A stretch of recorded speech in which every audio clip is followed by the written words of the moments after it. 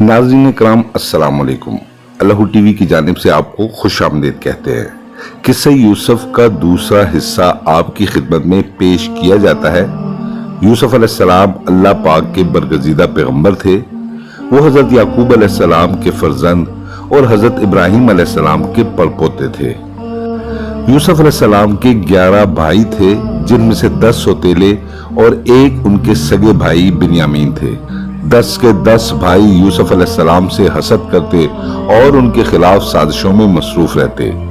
उन भाइयों का ये ख्याल था कि वो ताकतवर भी हैं और काम भी करते हैं, मगर इसके बावजूद वालिद यूसुफ अलैहिस्सलाम और उनके भाई बिन्यामीन से ज्यादा मोहब्बत करते हैं। याकूब अलैहिस्सलाम भी हजरत यूसुफ अलैहिस्सलाम और बिन्यामीन से खुसूसी लगाव और मोहब्बत रखते थे। याकूब अलैहिस्सलाम ने कई बार अपने बेटों के दिल से इन वसवसों को दूर करने की कोशिश की, मगर ये कोशिशें बेसूद रहीं। जैसे जैसे वक्त गुजरता गया, भाइयों के दिल में यूसुफ अलैहिस्सलाम के खिलाफ रंजिश बढ़ती गई। वो हमेशा साजिशों में मसरूफ रहते कि किसी तरह यूसुफ अलैहिस्सलाम को वालिद से दूर कर दिया जाए। हत्ता कि उन्होंने यूसुफ अलैहिस्सलाम के कत्ल करने का मंसूबा भी बना दिया। याकूब अलैहिस्सलाम काफी हद तक अपने बेटों के इरादों को जानते थे, इसलिए वो कोशिश करते कि यूसुफ अलैहिस्सलाम को उनके शर से बचा कर रखे। एक रात यूसुफ अलैहिस्सलाम ने ख्वाब देखा कि वो एक हरे भरे बाग में मौजूद हैं कि अचानक चांद, सूरज और 11 सितारे नीचे आए और नीचे आके उन्होंने उन्हें सजदा किया। यूसुफ अलैहिस्सलाम ने अपने वालिद को ये ख्वाब बताया। याकूब अलैहिस्सलाम इस ख्वाब की ताबीर जानते थे, इसलिए उन्होंने मना फरमाया कि अपने भाइयों से इसका जिक्र मत करना, क्योंकि हो सकता है वो तुम्हारे खिलाफ कोई चाल चले।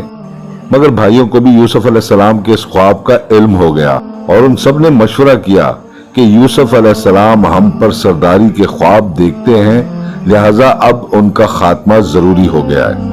उन्होंने तय किया कि किसी बहाने से यूसुफ अलैहिस्सलाम को अपने साथ सहरा ले जाएं और वहां जाकर उनको कत्ल कर दें।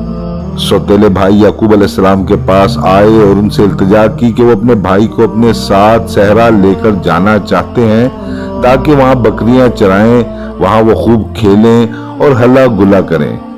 बाप ने भी बेटों की ख्वाहिश के पेश नजर यूसुफ अलैहिस्सलाम को जाने की इजाजत दे दी, ताहम ताकीद की कि यूसुफ अलैहिस्सलाम का खास तौर पर ख्याल रखा जाए, क्योंकि वो छोटे हैं और कहीं कोई भेड़िया उन्हें खा न ले। मगर भाइयों ने कहा कि वो ताकतवर हैं, किसी भेड़िए की क्या मजाल कि उनके भाई को खा सके।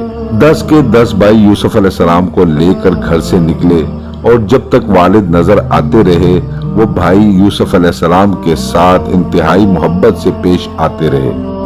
जैसे ही याकूब अलैहिस्सलाम आंखों से ओझल हुए, उन्होंने यूसुफ अलैहिस्सलाम पर हमला कर दिया और उन्हें मार मार कर लहू लुहान कर दिया।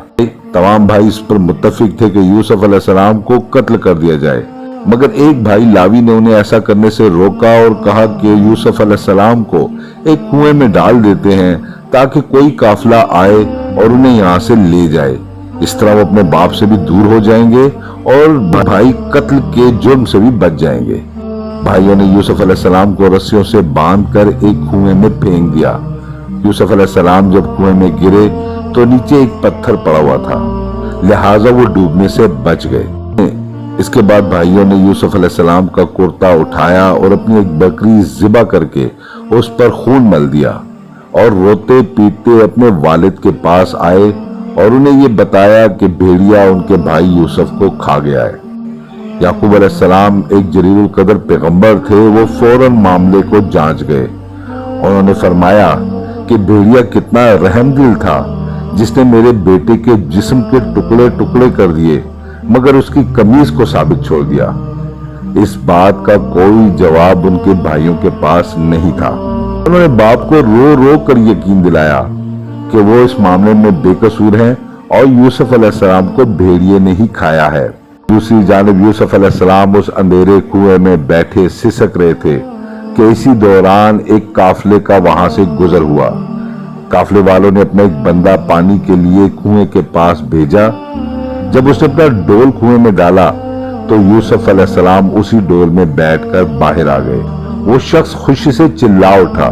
काफिले वाले भी दौड़ते हुए आए اور جب انہوں نے دیکھا کہ ایک انتہائی حسین بچہ کنویں میں سے نکلا ہے تو سب بھی نہال ہو گئے۔ ان سب نے سوچا کہ کیوں نہ اس بچے کو مال تجارت بنا دیا جائے اور غلام بنا کر اسے لے جا کر بیچ دیا جائے اور نفع کمایا جائے۔